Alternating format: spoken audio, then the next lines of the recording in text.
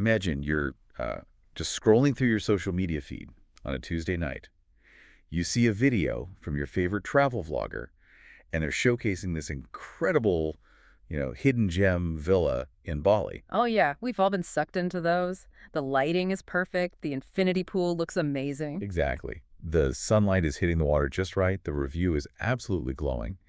And at the end of the video, the vlogger says, "Link in my bio to book this exact spot." Right. So you click, you book it, and you start packing your bags. The whole transaction feels completely seamless on your end. But what you probably don't realize is that the vlogger didn't just recommend that hotel. No, they definitely didn't. They actively set the final price you paid, and they instantly pocketed the profit margin. They're essentially operating as a stealth one-person travel agency. And that invisible plumbing is exactly what we are dissecting today, because traditionally the business of distributing hotel rooms is incredibly opaque. It operates like a fortress, really. Guarded by massive corporate gatekeepers. Right. Right. Gatekeepers, legacy wholesale contracts, completely convoluted payment systems. I mean, you don't just wake up one morning and decide to start selling hotel inventory on a global scale. At least you didn't used to. Welcome to the Deep Dive. Today, we are looking at the democratization of the global travel business. It is a massive shift. It really is. And to do that, we've gathered a stack of sources. So we're looking at app descriptions, platform FAQs, and earning guides for a system called MyTravaly Gateway. Yeah, the documentation on this is wild. The mission for our deep dive today is to understand the mechanics of how this platform attempts to turn virtually anyone into a global hotel distributor in like a matter of minutes. And when the sources say anyone, they are casting a very wide net. They really are. They specifically highlight established tour operators, sure, but they also target students, interns, freelancers, and content creators. They're promising to strip away all that traditional red tape entirely. What's fascinating here is how the platform completely bypasses the traditional barriers to entry in the travel industry. If you look at the economics of the legacy travel business, the friction is just immense. Historically, if you wanted to act as a travel agent, you had to establish direct relationships with hotel chains. Which takes forever, I'd imagine. Whoa, absolutely. You had to prove to a corporate sales director that you could bring them a specific volume of bookings per year just to get access to their inventory. So you need leverage before you even start. Exactly. But MyTravaly Gateway has essentially engineered a workaround for the hardest parts of the business. Negotiating those contracts and waiting on long credit cycles to actually see a dime of profit. Okay, let's unpack this. Because the sheer accessibility claimed by this platform is honestly kind of staggering. It sounds almost unbelievable at first glance. It does. Whether you are an aspiring entrepreneur trying to figure out a profitable side hustle, or a creator wanting to monetize your audience beyond generic sponsorships, or just someone who loves analyzing clever platform economics, this breakdown is huge. There's a lot to dig into. We're going to be looking at things like working capital and reinvestment loops, and it's going to be packed with aha moments.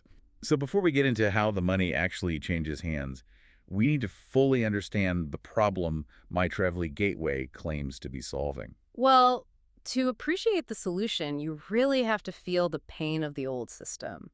In the past, becoming a travel distributor meant drowning in heavy paperwork. Like merchant accounts and stuff. Yeah, it required setting up merchant accounts to process international payments, which, by the way, are notoriously vulnerable to fraud flags. Oh, right. It meant endless payment follow-ups with different hotel accounting departments across multiple time zones.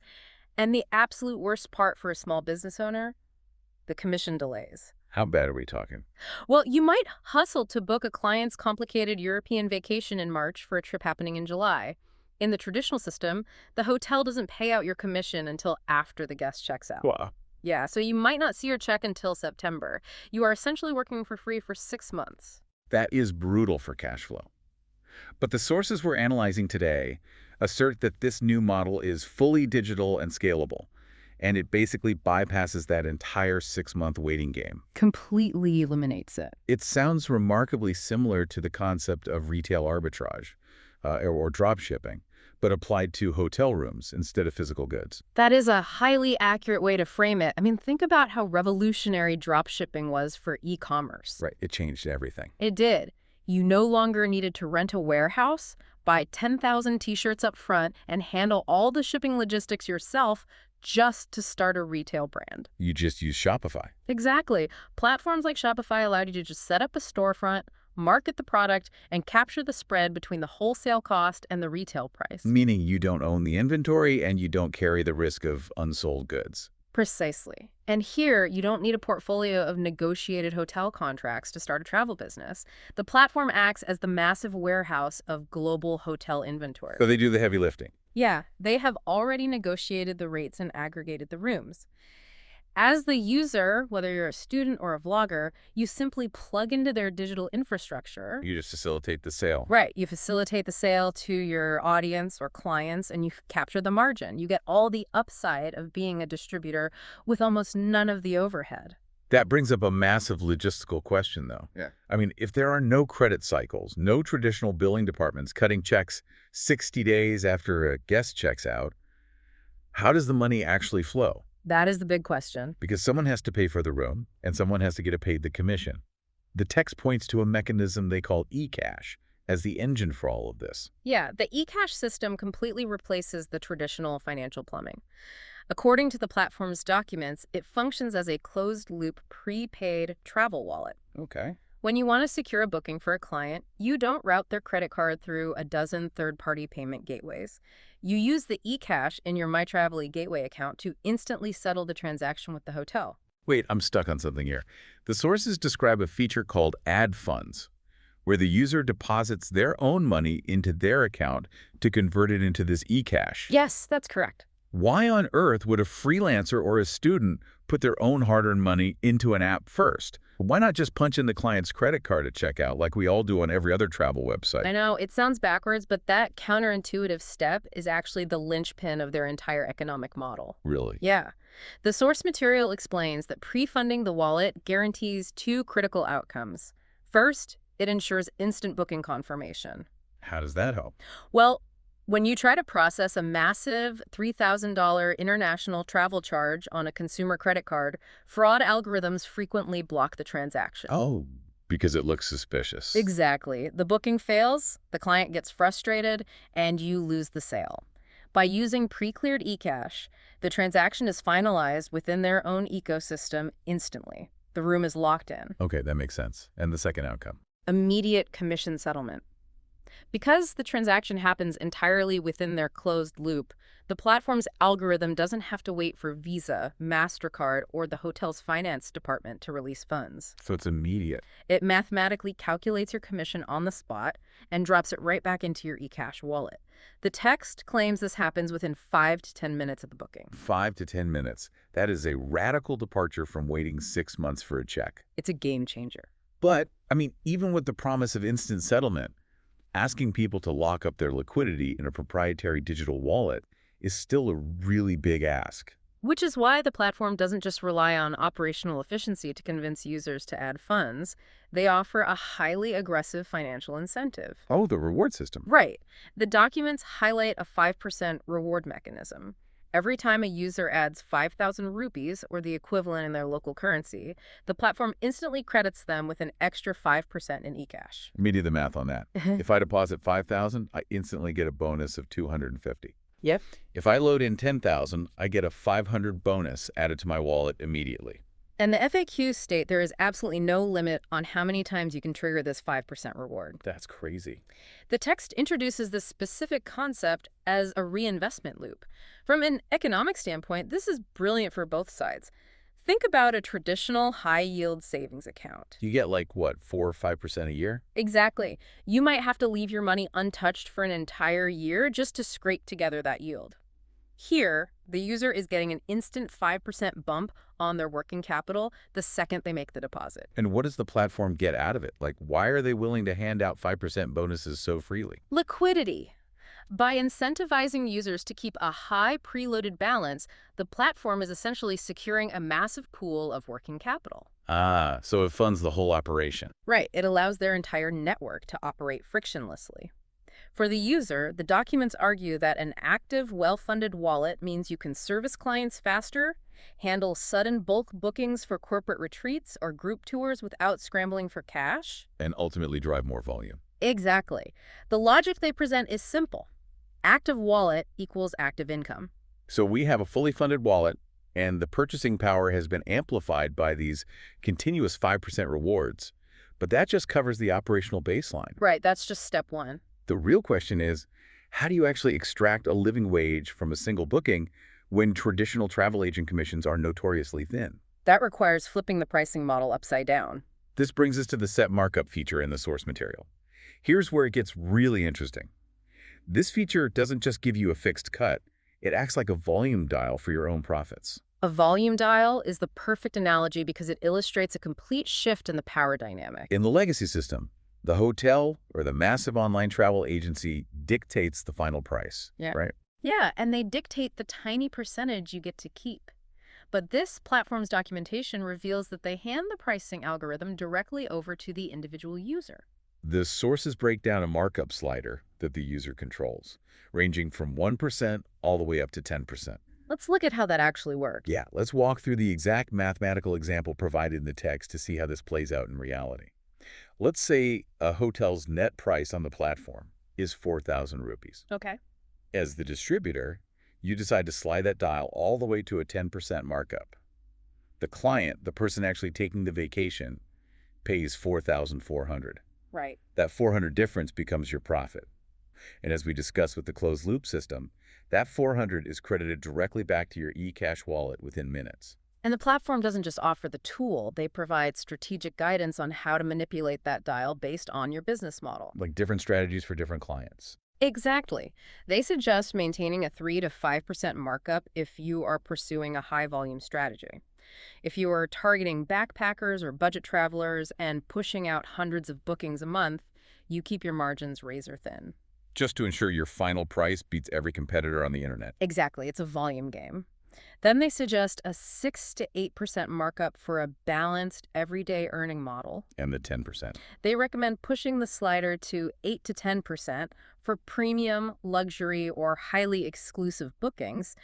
In those scenarios, the client is usually less price sensitive. Because they're paying for the personalized service. Right, the service you provide as an agent or the curation you provide as a luxury travel creator. But hold on, let me put myself in the shoes of the traveler for a second.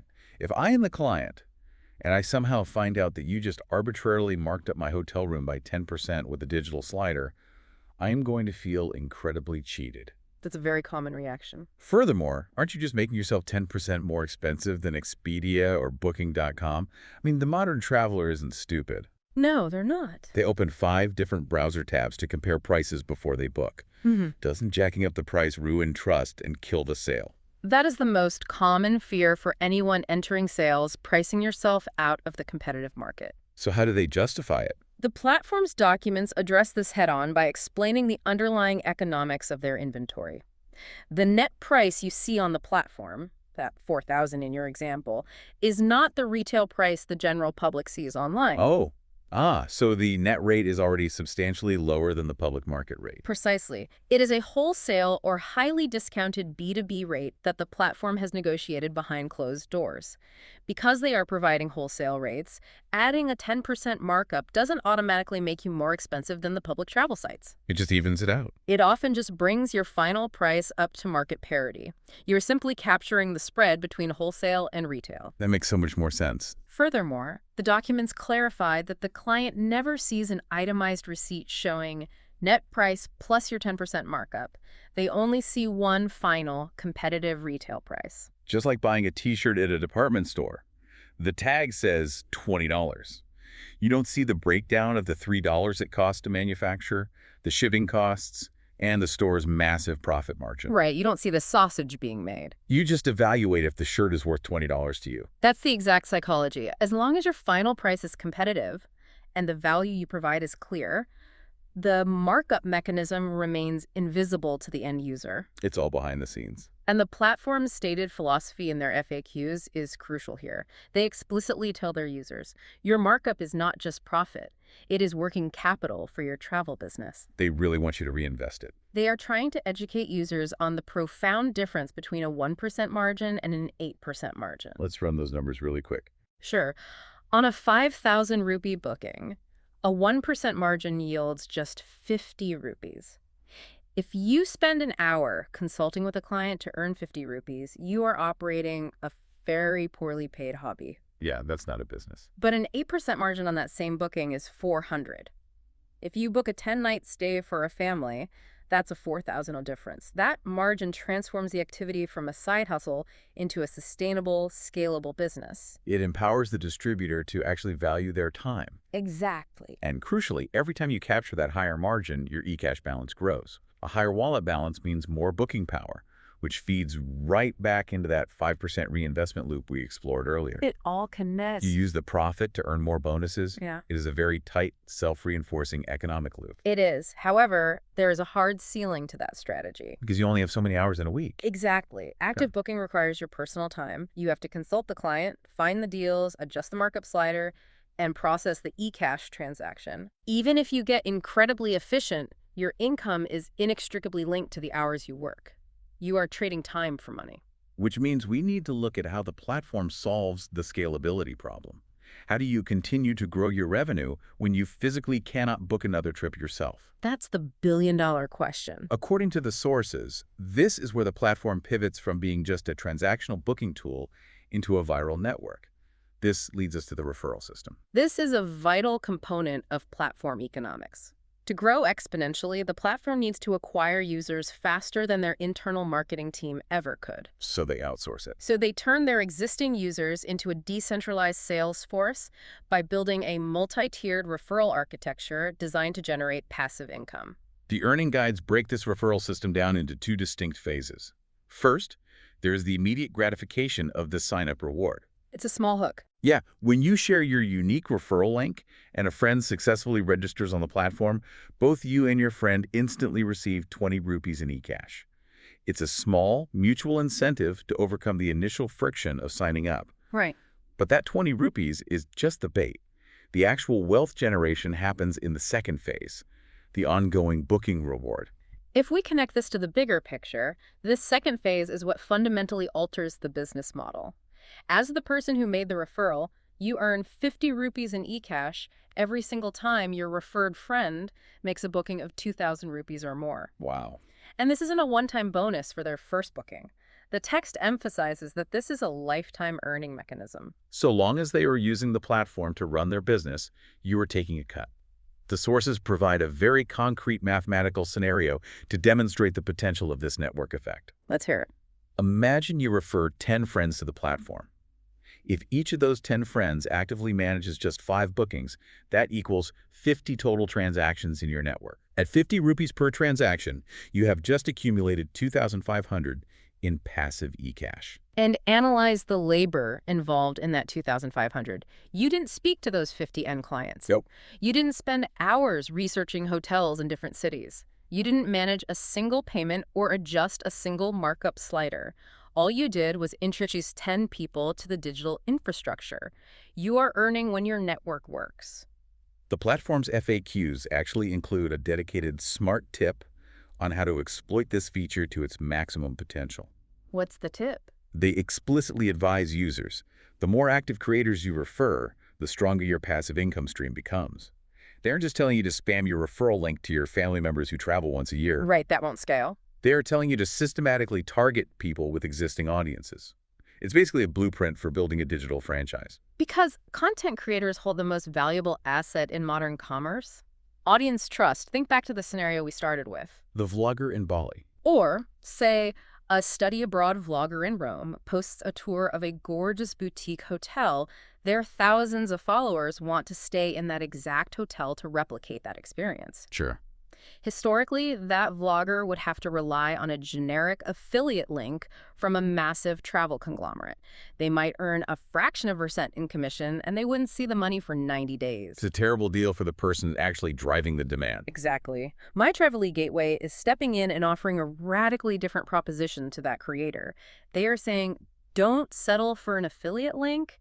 Act as your own agency. Control the wholesale to retail spread. Set an 8% markup and get your profit in 5 minutes. Spot on. And simultaneously, the platform is saying to you, the user who introduced the vlogger to the system, because you brought this high-volume node into our network, you get a piece of their action forever. So what does this all mean? When we synthesize all these source documents, we're looking at a system built on 3 highly integrated pillars of earning. It really is a full ecosystem. First, you have the ability to earn actively by manipulating the markup slider, taking advantage of wholesale rates to control your own profit margins. Right. Second, you have the ability to earn faster by leveraging the eCash rewards, essentially forcing the platform to pay you a 5% premium on your working capital to bypass legacy credit delays. Yeah, a reinvestment loop. And third, you have the ability to earn passively by building a referral network of high-volume creators, turning their daily transactions into your lifetime revenue stream. The text summarizes its own ambition perfectly. They don't want to be viewed as just an app for booking hotels. No, not at all. They position themselves as a complete travel income system. It genuinely functions as an entire ecosystem housed on your smartphone. By removing the traditional friction of becoming a travel distributor, eliminating the corporate gatekeeping, the agonizing credit checks, and the brutal payment delays, it lowers the drawbridge for anyone to enter the market. It really opens the floodgates. But this raises an important question, one that extends far beyond just this single platform. If the barriers to entry for distributing travel are dropping to near zero, how will this inevitably shift the way everyday consumers book vacations in the future? Oh, that's interesting. As these digital franchise models become more sophisticated, will the travel influencers you follow on social media stop pointing you toward third-party booking sites?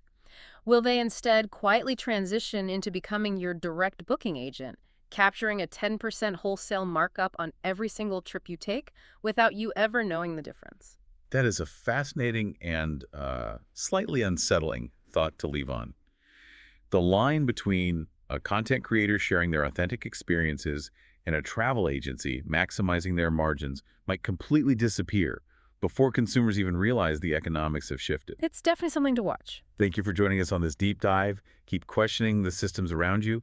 Always look for the hidden mechanics driving the platforms you use, and we will catch you next time.